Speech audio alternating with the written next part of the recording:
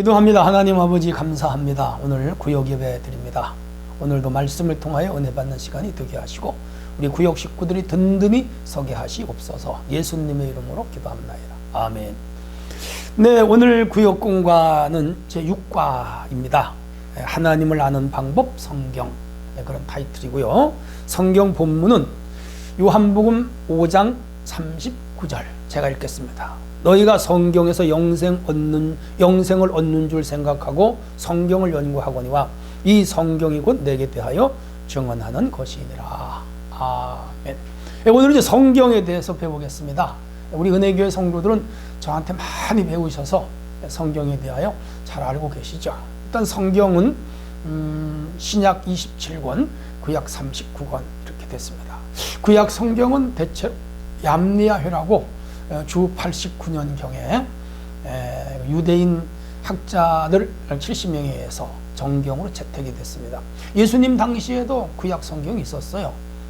그 모세오경이라든지 예언서, 선지서라고 하는 예언서, 시가. 그래서 구약 성경이 정경으로 확정된 건 아니지만 성경이 그들 사이에 있었고 정식으로 오늘 같은 캐논 성경이 된 것은 얌리야회 주 89년으로 그렇게 생각하시면 됩니다. 신약 성경은 이제 한참 후에 됐죠. 주 397년인가요? 그래서 카르타고, 칼케톤이라고도 하는데 오늘 아프리카, 이집트 아래 이쪽 지역입니다. 거기에서 27권으로 성경이 채택이 되는데 신약 성경의 채택의 기준이 있어요. 첫째가 계시성, 계시적인 말씀인가. 두 번째 사도성, 사도들이 썼는가. 그리고 예수님이 살아계시던 그 시대의 사람들이 썼는가.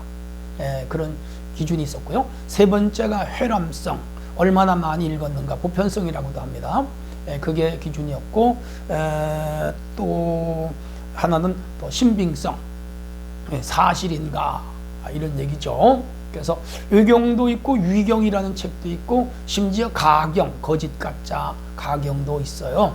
이런 것들은 이제 성경 정경의 기준에 못 미치죠. 근데 이제 캐톨릭은 조금 다릅니다. 외경을 한 7권 정도 포함을 해서 우리가 가진 성경책보다 권수가 좀 많죠. 거기에 이제 마카비서 같은 거, 신구약 중간기에 그 마카비우스 집안이 혁명을 일으켜서 하스모니 왕조를 일으켜서 한 거의 100여 년 다스리잖아요. 이때 신구약 중간기에 있었던 그 마카비에 대한 책, 마카비서 이런 것들이 이제 들어 있습니다. 아무튼 이렇게 해서 우리 개신교에서는 성경을 66권입니다. 여러분 뭐 성경 목록은 다 아시죠? 창세기에서부터 요한계시록까지. 그건 뭐 시간상 제가 읊을 시간은 없고요. 꼭 외워놓는 것은 좋습니다.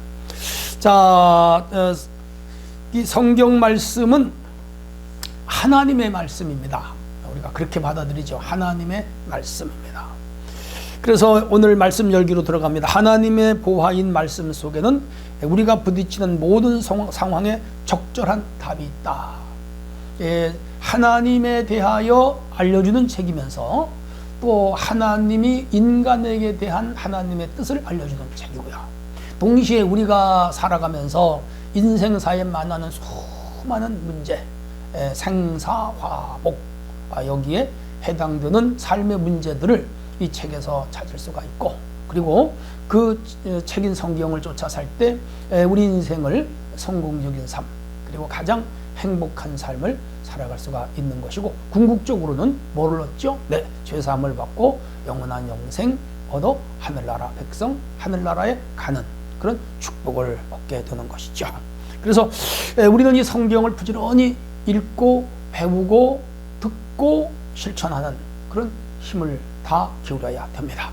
자, 그러면 나는 성경의 참된 목적과 역할을 알고 보고 있나요? 이런 질문으로 시작을 하겠습니다. 첫 번째 주제입니다. 참된 지혜와 계시입니다. 세상적인 지식과 학문이 아무리 탁월해도 인간을 구원에 이르게 하는 책은 없습니다. 인문학이라고 여러분 있죠?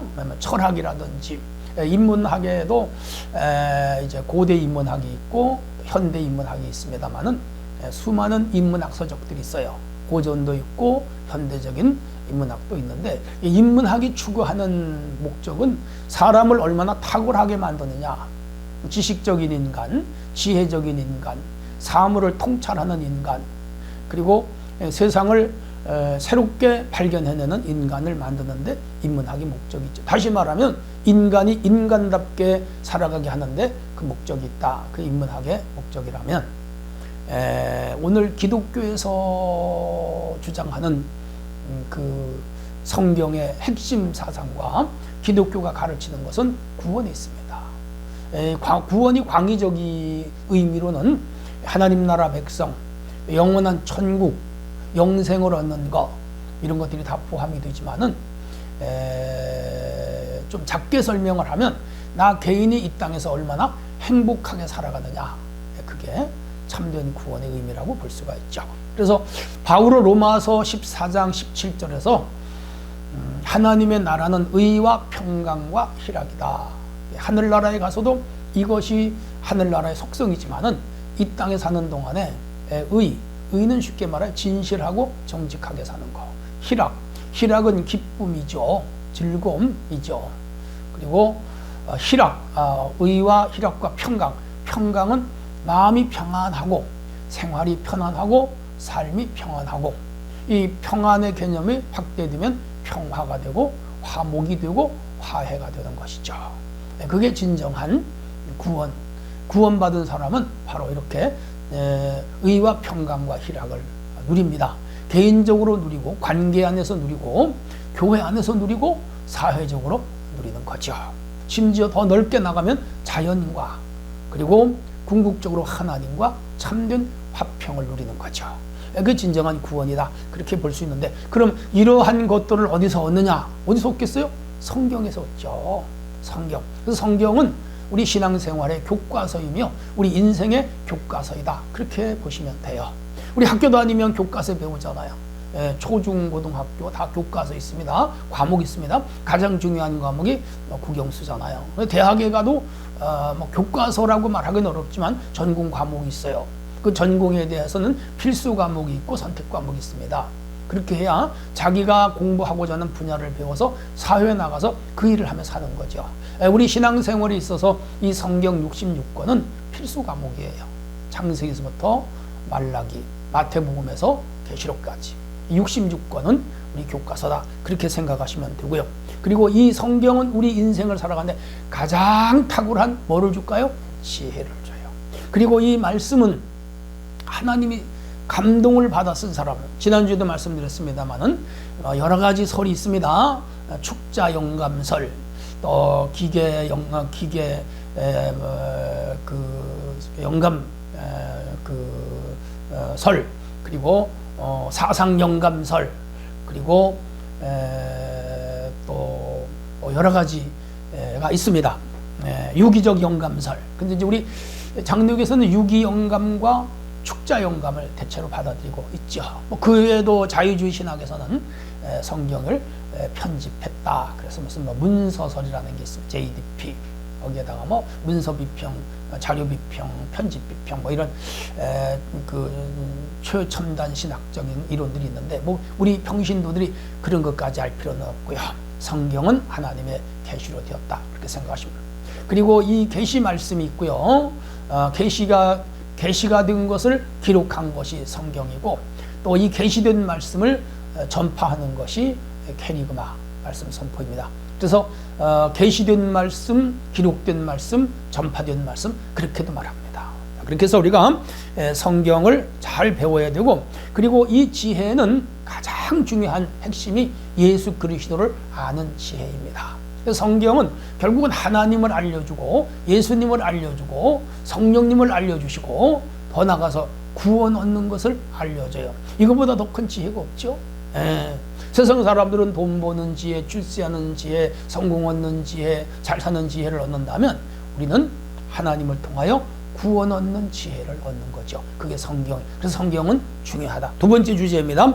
성경의 목적과 주제입니다. 디모데후서 3장 15절 16절에 보면 모든 성경은 하나님의 감동으로 된 것으로 교훈과 책망과 바르게 함과 의로 교육하기에 유익하다라고 바울이 디모데에게 쓴 편지 속에 나타나고, 오늘 사도 요한이 하신 말씀 중에 오늘 요한복음 5장 39절에 이렇게 기록됐죠. 너희가 성경에서 영생을 얻는 줄을 알고 성경을 연구하거니와 이 성경이 곧 내게 대하여, 여기 나는 지저스 크라이스트, 예수님에 대하여 증언하는 것이더라. 그러니까 요한이 예수님이 하신 말씀을 이제 기억하고 있다가 적었죠. 그게 요한복음입니다. 그래서 성경의 궁극적 목적은 위에서 말씀드린 대로 구원에 이르는 지혜를 얻게 하는 것이죠. 이 세상에는 수많은 지혜가 많이 있죠. 학문적 지혜와 또 세상 이치를 통찰하는 지혜와 살아가는 삶의 모든 일들을 깨닫는 이치, 수많은 지혜들이 있지만 가장 중요한 이치는 구원 얻는 이치, 영생 얻는 이치이죠. 이걸 어디서 얻느냐? 바로 이 지혜서인 성경에서 얻는다. 성경의 핵심은 영생의 근원이신 예수 그리스도를 잘 배우는 것. 잘. 그래서 모든 성경 신구약 66권은 하나님의 감동으로 된 것으로서 우리가 그 의로 교육하기에, 바르게 살아가기에, 합당하게 사는 것을 가르치는 것이 성경이다. 그렇게 기억하시면 되고요. 성경을 많이 배울수록 예수님을 깊이 알게 됩니다. 자, 그렇다면 어떻게 해야 생명의 근원이신 예수님의, 우리 주님을 바로 알고 체험할 수가 있는가? 그건 중요합니다. 성경을 실천하는 것이죠. 백문이 불여일견이다. 아무리 물어봐도 한 번 보는 것만 못 받아. 그게 그 바로 백문이 불여일견인데, 우리가 성경을 많이 알아도 하나님을 바로 체험하지 못하면 사실은 소용이 없어요. 대학에서 아무리 이론적으로 잘 배워도 현장에 가서 실제적으로 해본 사람이 더 잘해요. 그래서 경영학 교수가 경영을 잘 못한다, 그런 말이 있고요. 목회학 교수가 목회를 잘 못한다, 그런 말이 있어요. 왜? 이론적으로는 잘하는데 실천에서 많이 떨어지거든요. 달라요. 우리 예수님을, 하나님을, 성령님을, 그리고 구원과 영생을 성경에서 아무리 잘 배웠어도 이분을 우리가 만나야 돼요. 개인적으로 만나야 되고, 체험적으로 만나야 되고, 경험적으로 만나는 것은 중요하죠. 자, 그런데 그 하나님을 바로 알고 바로 체험한 자들이 하나님의 말씀을 어떻게 하죠? 바로 실천하게 된다, 이 말이죠. 그래서 우리 하나님의 생명에서 떠나 있는 사람을 옛사람이라고, 우리가 예수 믿기 전에 이전 사람을 옛사람, 하나님을 믿지 않는 사람을 옛사람, 이스라엘이 애굽에 있을 때의 사람을 옛사람, 홍해바다를 건너서 광야에 나온 사람은 새사람, 그렇게 되죠. 신약으로 놓으면 예수 믿기 이전 사람들은 옛사람, 예수 믿고 세례받고 물과 성령으로 거듭난 사람은 새사람, 이렇게 되죠. 중요하죠. 근데 이 새사람은 하나님의 진리로 거룩함을 지음받은 사람. 그래서 바울은 로마서 5장 17절이죠. 그런즉 누구든지 그리스도 안에 있으면 새로운 피조물이라. 보라, 이전 것은 지나갔으니 새 것이 되었도다. 여기서 이제 거듭남이라고 하는 또 중요한 개념이 있는데, 이건 여기서 오늘 설명할 시간이 없고요.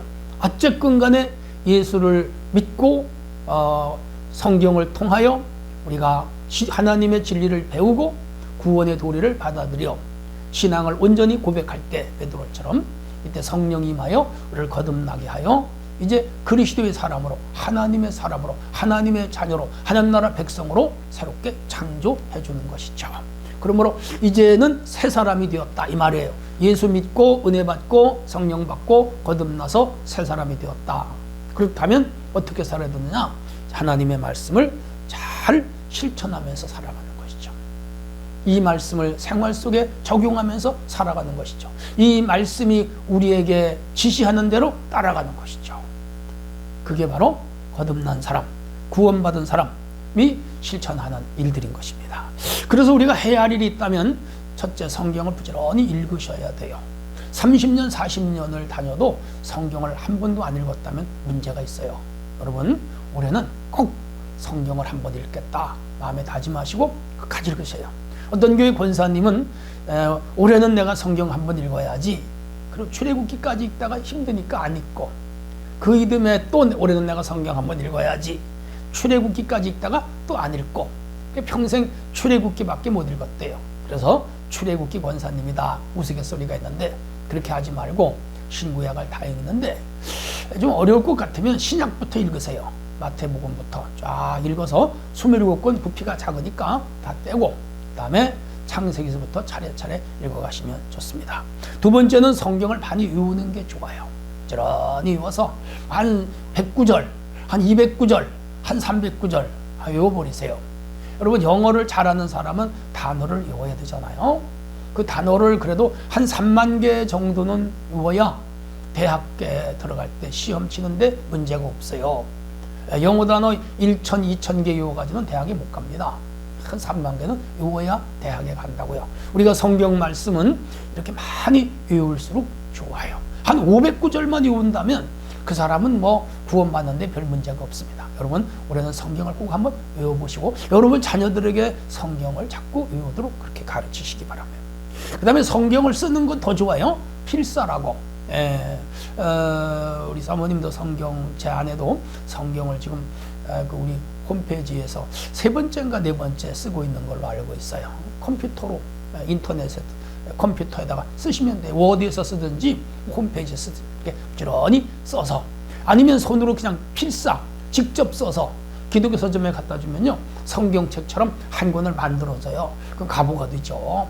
죽을 때 자녀들에게 물려주면서 너네들은 말씀대로 살아라. 이거 내가 손으로 쓴 거다. 그러면 자녀들이 얼마나 감동받겠어요. 그렇게 꼭 한번 하시면 좋고요. 어떤 분들은 영어로 쓰시는 분들도 있더라고요. 영어 실력이 있으면 한번 써보세요. 그리고 성경에 읽을 때 항상 빨간 펜이나 빨간 그 색연필 가지고 그으면서 읽으세요. 그래서 성경 한 권을 새빨간 색깔이나 파란 색깔로 한번 쫙 그으면서 창세기에서 계시록까지 한번 중요한 구절만 그으면서 읽어보세요. 그렇게 하고 내년도에 또 한 권 사서 빨간 줄로 중요한 구절만 쫙 그으면서 그렇게 해서 그거는 책꽂이다 딱 꽂아 놓으세요. 그러면 10번 읽으면 10권이 쌓이고 20번 읽으면 20권이 쌓이잖아요.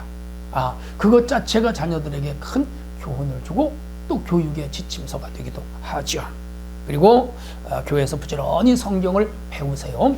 우리 교회는 새벽 예배 때마다 지금 제가 영상으로 올리잖아요. 차례차례 하는 거예요. 두란노 서원에서 나오는 생명의 삶 큐티 말씀 가지고 새벽마다 영상으로 올리니까 그거 한 번도 빠지지 말고 들으시면 여러분 성경 잘 모르는 것도 해석까지 해주잖아요. 그래서 성경 지식을 넓혀가시면 되겠고요. 더 중요한 것은 성경대로 살자. 그렇게 하면 어떤 유익이 오죠? 첫째, 영원한 생명을 얻습니다. 구원받죠. 두 번째, 가정이 복을 받고, 세 번째, 개인이 복을 받고, 네 번째, 여러분 하는 모든 일이 복을 받고, 다섯째, 자녀들이 복을 받고, 우리가 섬기는 교회가 복을 받고, 예수 믿는 사람들이 성경을 실천할 때 이 나라, 이 사회, 국가가 복을 받아요. 이걸 영복, 인복, 육복, 물복이라고 그래요. 4가지 복. 여기에 명복, 윗복, 선복까지 합하면 7가지 복이에요. 우리 성도들이 성경을 오래 많이 읽고 잘 배워서 성경의 달인, 성경의 해박한 박식이 넘치는 그런 성경 박사들이 됐으면 좋겠습니다. 구원 얻는 성경, 축복받는 성경, 열심히 한 해가 되기를 축원합니다. 하나님 아버지 감사합니다. 이제 오늘 우리가 성경에 대해서 하나님을 아는 방법 성경이라고 배웠습니다. 그렇습니다. 하나님을 아는 방법은 성경밖에는 없습니다. 우리가 성경을 읽고 배우고 쓰고 외우고 실천하는 삶이 되게 하셔서 이 땅에 사는 동안에 성경을 통하여 구원을 받고 성경을 통하여 하나님을 알고 성경을 통하여 복 있는 삶을 살게 하시옵소서. 예수님의 이름으로 기도합니다. 아멘.